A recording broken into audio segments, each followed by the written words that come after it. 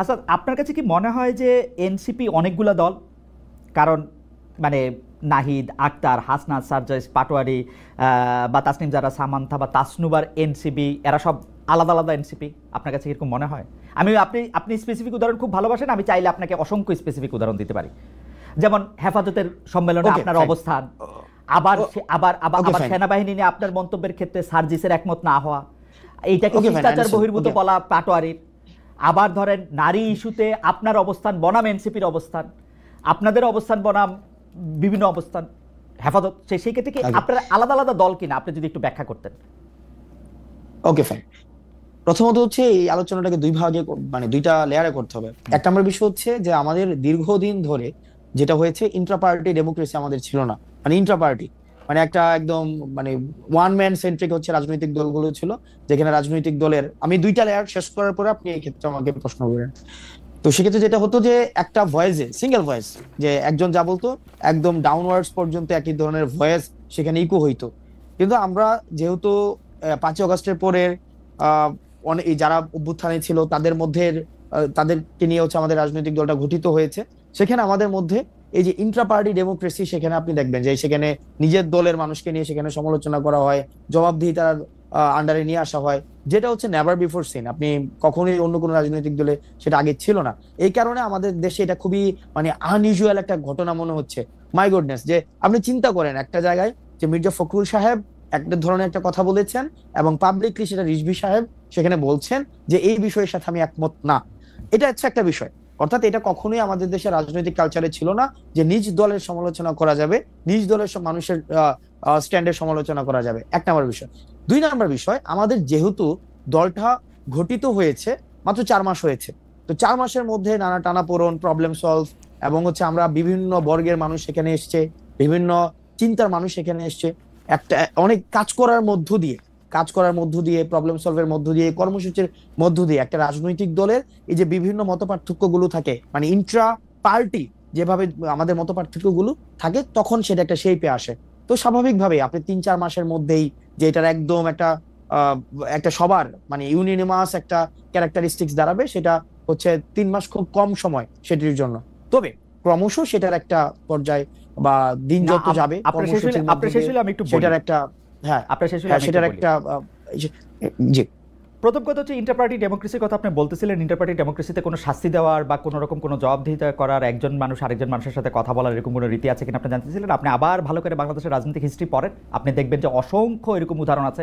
বদরুদ্দোজা চৌধুরী থেকে শুরু করে ডক্টর কামাল হোসেন থেকে শুরু করে আব্দুল মান্নান ভূঁইয়া থেকে শুরু করে সাইফুর রহমান এবং আওয়ামী লীগের বিভিন্ন লোকের কথা যদি আপনি দেখেন, আপনি যদি বাংলাদেশের বাম গণতন্ত্র আপনি দেখেন, আলাদা মন্তব্য দেওয়ার জন্য তাদেরকে পার্টিতে সাফার করতে হয়েছে, কাউকে কাউকে পার্টি থেকে বেরিয়ে আসতে হয়েছে, সেরকম অসংখ্য ঘটনা ঘটেছে।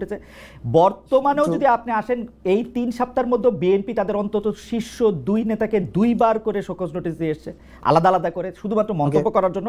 সুতরাং এটা যদি শুধুমাত্র আপনাদের পার্টির একচেটিয়া, সেটা আপনি বলেন না। আর 2 নাম্বার কথা হলো, আপনি তাহলে এবার পরিষ্কার করেন, আপনি আমাকে একটু পরিষ্কার করেন যে কোন এনসিপিটা তাহলে আসল এনসিপি। আমি যখন দেখি যে এনসিপি একটা, আমি আপনাকে বলি, হেফাজতের ক্ষেত্রে আপনার অবস্থান, নারীদের ক্ষেত্রে আপনার অবস্থান, সেনাবাহিনীর ক্ষেত্রে আপনার অবস্থান থেকে আমরা হেফাজতের বাইরে, সেনাবাহিনীর বাইরে, আমি একটু বুঝতে চাই আপনার কাছ থেকে যে হেফাজতের প্রশ্নে আমার অবস্থান কি ছিল, মানে হেফাজতের ওই সমস্যা আমার অবস্থান কি ছিল। আপনি সেখানে উপস্থিত ছিলেন, আপনি সেখানে গিয়েছিলেন পরে, এবং সেখানে আপনি বক্তব্য রেখেছেন নারী কমিশনের বক্তব্য প্রসঙ্গে। তো সেখানে আপনি বক্তব্য রেখেছেন, এবং আপনি বক্তব্য রেখেছেন না, দাঁড়ান, আপনি আমাকে প্রশ্ন করলে করতেই পারেন, আপনি আমাদের মানে সময় আংশিক সত্য, সেটা আংশিক সত্য। আমি হেফাজতের প্রোগ্রামে গিয়েছি, এটা সত্য। কিন্তু পরবর্তী যে বিষয়গুলো রয়েছে, সেখানে নারী কমিশনের বাতিল বিষয়ে আমি কোনো কথা বলিনি। আপনি ভিডিও আছে, সব জায়গায় আছে।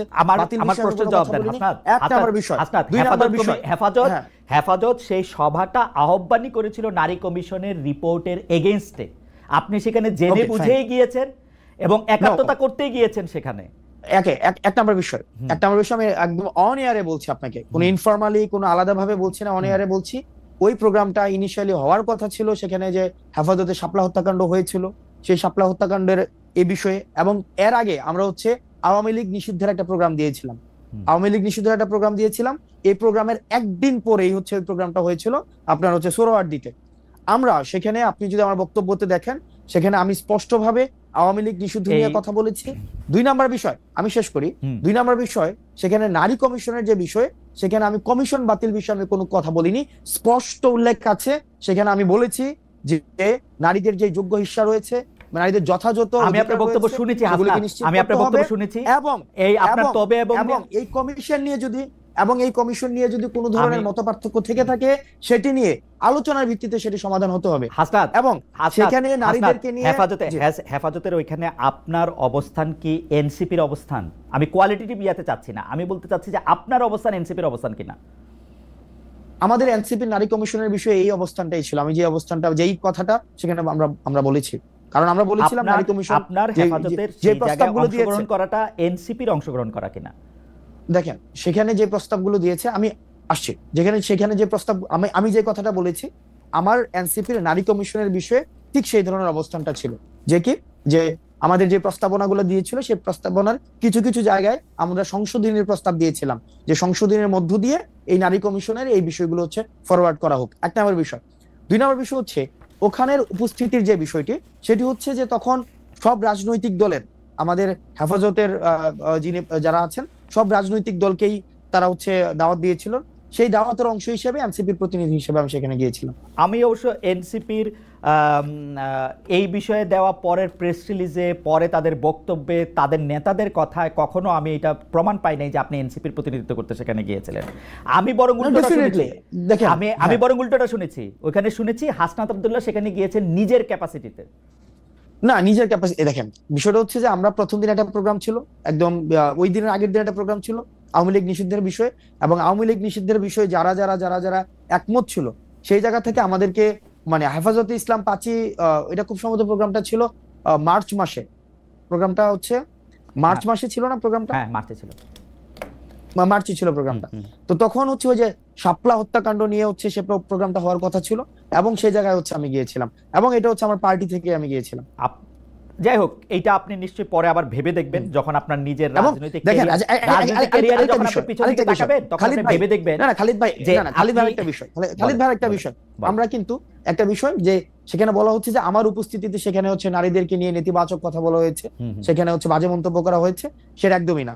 আমি যখন এখানে বক্তব্য দিয়ে আমি চলে আসি, আমি যাই সেখানে বক্তব্য দেই আওয়ামী লীগ নিষিদ্ধ এবং নারী কমিশনের যেই প্রস্তাবগুলো রয়েছে, যে প্রস্তাবগুলো আমার এনসিপি সেখানে সংশোধনের প্রস্তাব দিয়েছে, সেটার যদি বিবেচনা করার সুযোগ থাকে, আমি সেখানে এটা বলেছি, দেন চলে আসছি। এর পরবর্তীতে আমার অনুপস্থিতিতে আমার অনুপস্থিতিতে সেখানে নেতিবাচক কথা বলা হয়েছে, যেটির আবার আমার পার্টি থেকে সেখানে হচ্ছে সেটি নিন্দা জানানো হয়েছে। ওকে, ফেয়ার এনাফ।